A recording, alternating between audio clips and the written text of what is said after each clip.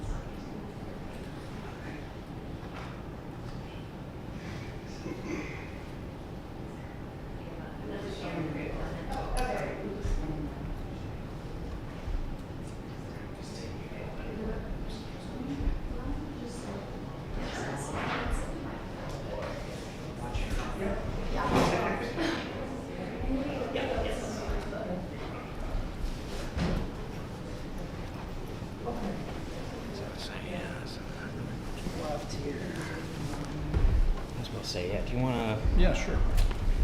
help me out here? I'll turn this one back. Second, I'm going to try to tripod up so I can do this.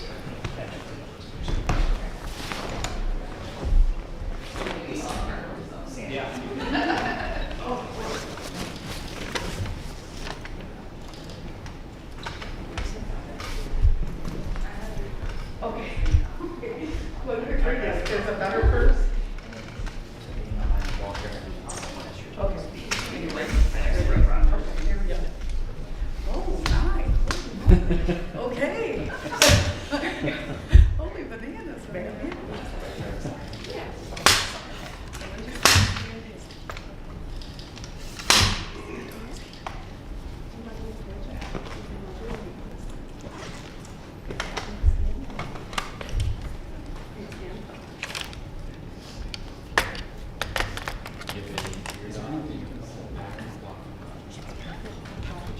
That's about as good as it can get after this. I was going to say, if that guy can move. But that's, You're really stuck. yeah, I was going to say, this is a...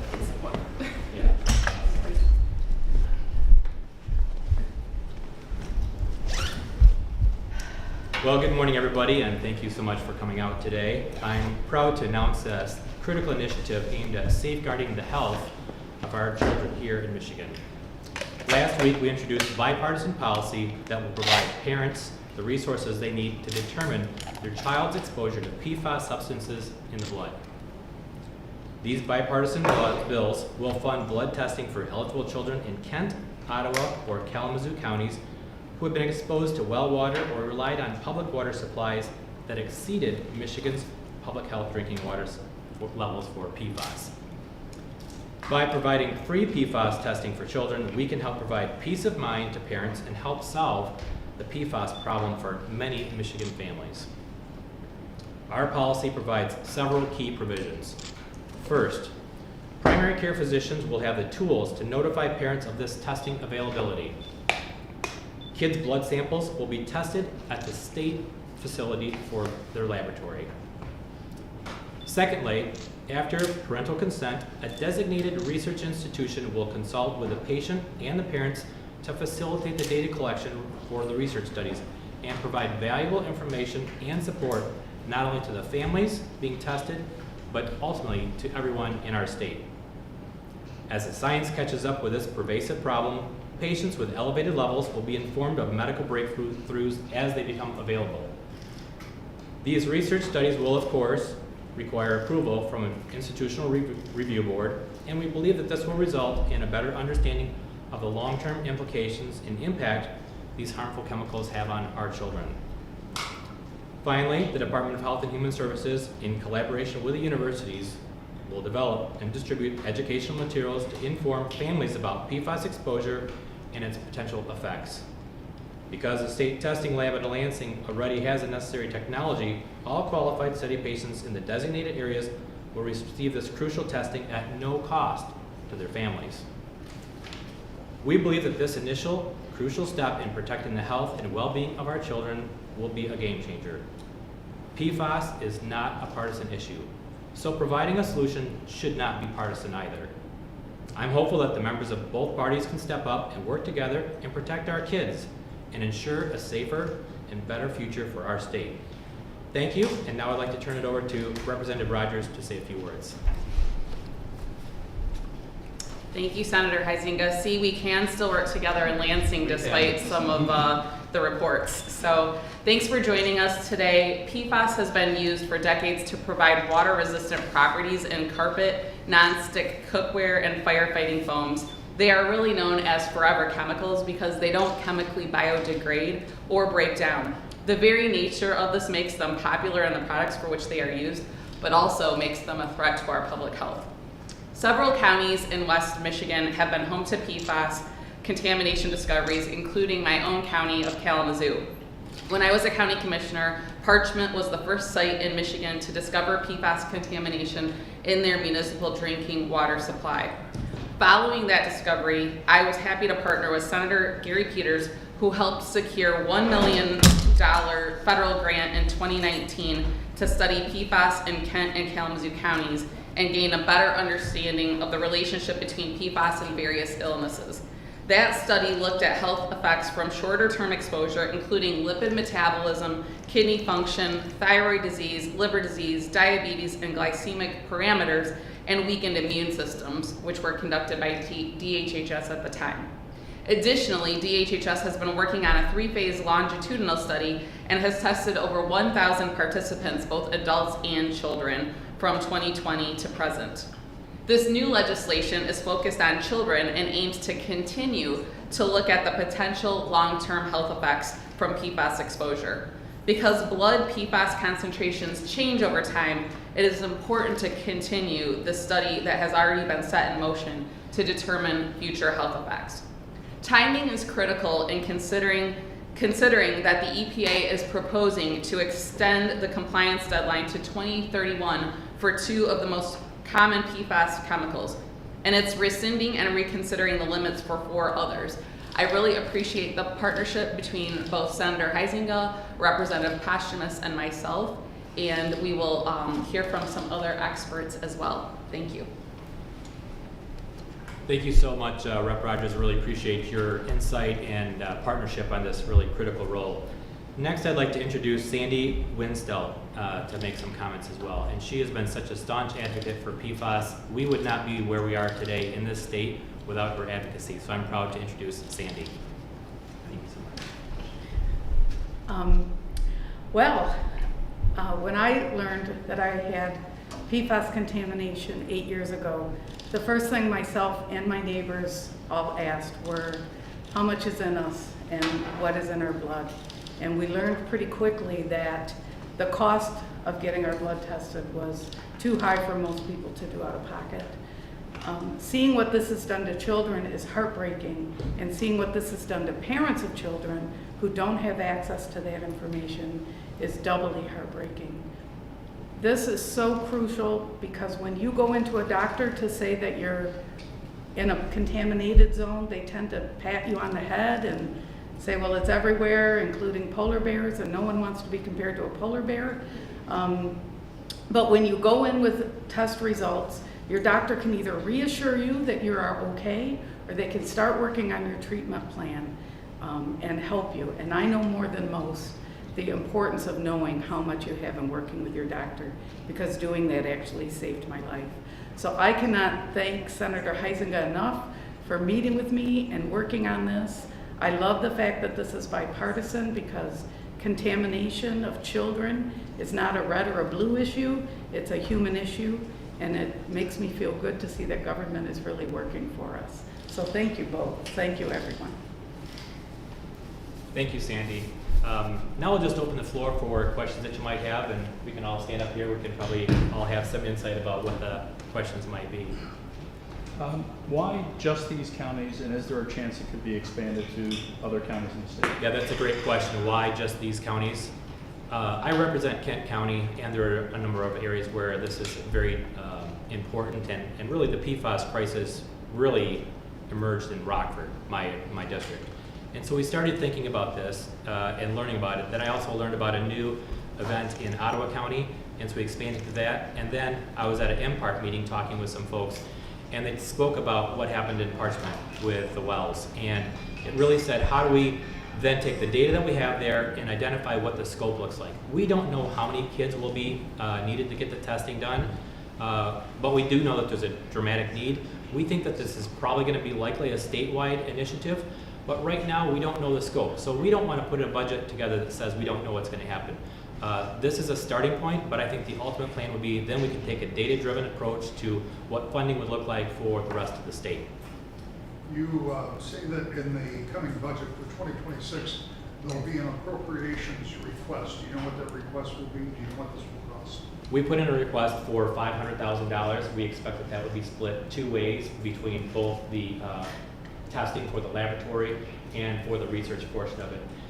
Again, this is detailed research. This isn't just people putting things in a database. This is people taking it from an R1 research perspective and say what's really happening with us, looking at longitudinally. I would offer this bit of encouragement. When I met with a researcher a couple of weeks ago, they talked about some pharmaceuticals that are available, that have been around for a while, that they're learning can help to mitigate the PFAS volumes in a patient's blood. This is super important. This is the kind of thing that will happen in the future, and the science simply hasn't caught up to this crisis yet. As the science catches up to it, this will be a way to help give people solutions, and having a research aspect to it means that we'll be able to continue to have the conversations with those people. Not just give them the test, put the number on the shelf and walk away, but provide long-term solutions. Do you have any data on how many labs in Michigan currently can do a PFAS blood screening?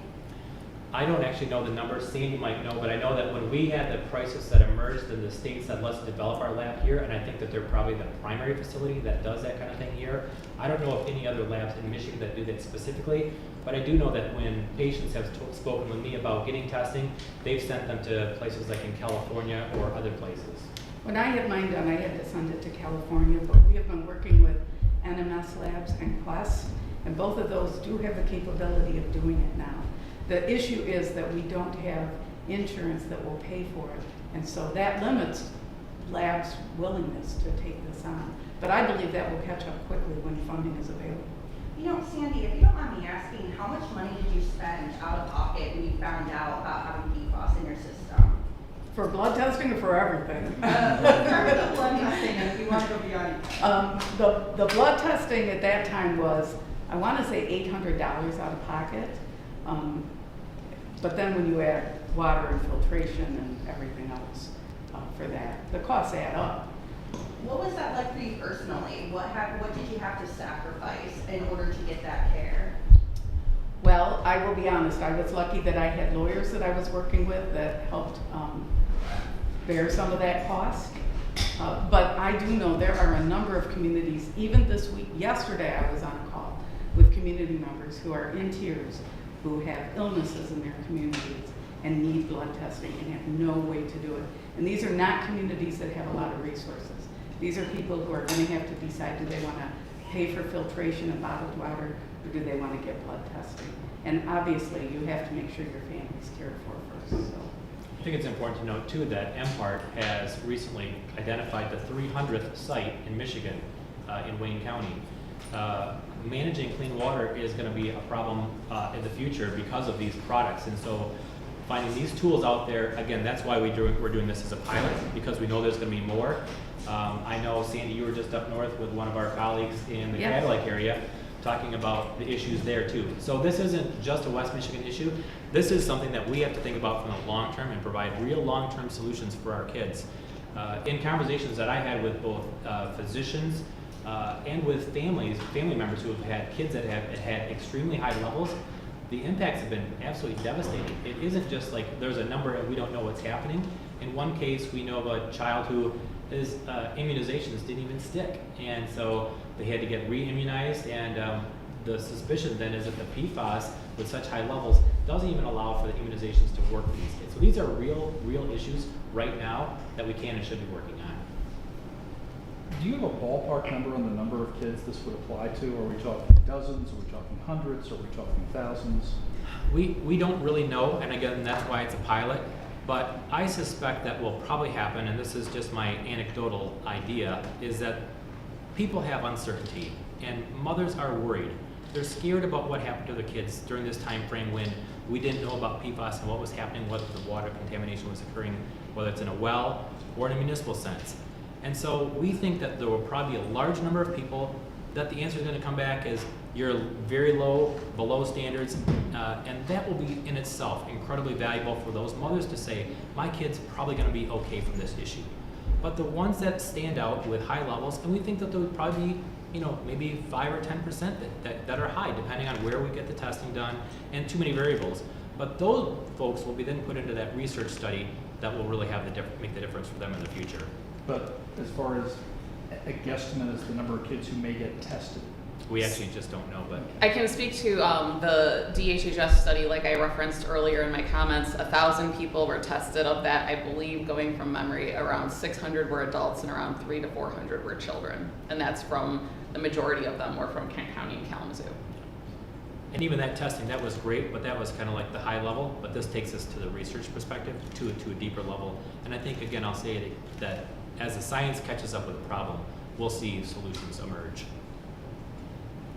And I haven't written about this legislation in a hot minute, so I apologize if I'm a bit rusty. I know that we already as a state offer free blood testing for lead. Do you think that this policy proposal pairs well with what's already been done for lead poisoning? Yeah, when we first started looking at this as a solution, we took that parallel pathway and say, how does this compare with lead?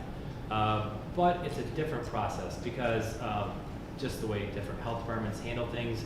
It really came down to the fact that with the R1 research institution digging deeper and really taking this as a research type aspect, that having a hospital-based reference lab collecting that specimen for them and sending that to the state testing lab was the best. You're right, it's very similar to the lead testing where we need to screen and we need to make sure people don't have high levels, but when we find out, then we have to continue to take care of them. I know that you mentioned that DHHS has already done testing. What are the shortfalls in some of our state's current practices around PFAS and testing? I mean, I think that this policy is worth merit because, again, it's another inflection of cash. So we have a lot of issues emerging facing our health in Michigan, and there's simply not enough financial tools to address all of them. So while we had that first $1 million earmark from the federal government to address some of this, there needs to be ongoing testing to follow, especially these children, to see how it's affecting them long range. Like Senator mentioned, the longitudinal studies are going to be really critical. I think it's also important to note that Michigan really, once the crisis emerged, really stepped up. The MPART team does an incredible job of identifying and assisting, and I think Michigan is probably on the forefront of creating good policies. This is just another step to say, when we know that there are areas where we have greater concentrations, that this tool will help us in the long run and help Michigan continue to pave the pathway for other states in our country as this continues to emerge.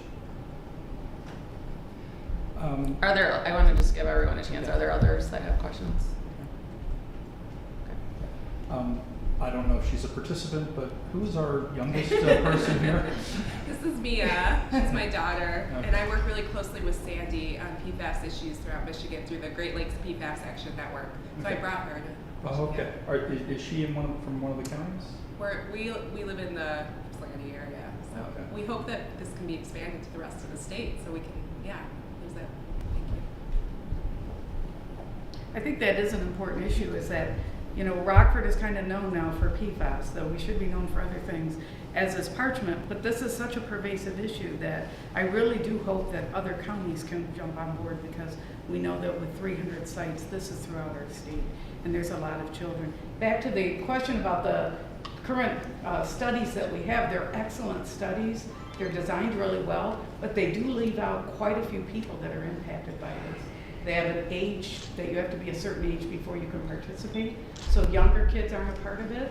But we also have, even in just Kent County, a lot of contaminated sites that were not part of that study, and this would enable those kids to become part of tested. Seeing no more questions, thank you all for coming today. It's great, and I just want to thank Sandy for coming in. She's been such an advocate for this crisis. She's lived it, but she's advocating and making a difference in our community. And also a big thanks to Rep. Rogers for working together with us and helping us in the House. We hope to see these things continue to move, and without their support, we wouldn't be here today. So thank you everyone for coming out, and have a great day.